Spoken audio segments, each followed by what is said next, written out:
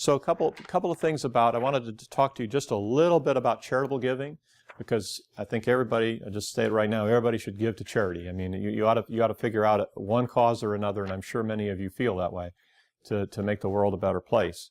So I just want to throw in a couple of things to help you along those lines. First of all, if you give more than $250 to a charity in a given year, you write a check for more than $250, you must get a letter from that charity acknowledging your gift. And not only that, saying that the gift was fully received by the charity and that you did not receive anything in return. Or if you did receive something in return, like if you gave to KQED or something like that, that's also specified in that letter. You know, you got a copy of a book by so-and-so, and that book was worth $20. So if you gave them $200, now you only have a deduction of $180 for that particular item. Out-of-pocket costs when you're helping out in a charity also can be deducted.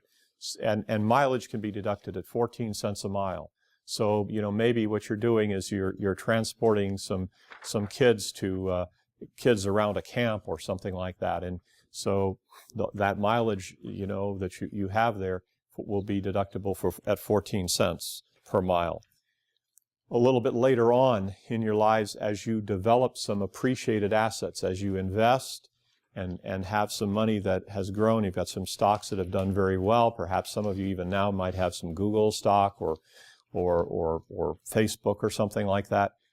Always, if you can, give appreciated stock to your charity rather than cash. And the reason for that is because when you give appreciated stock, it's treated just like cash, and you're not having to pay the capital gain that you otherwise would have had to pay on that appreciated stock. So that's something that you should definitely consider.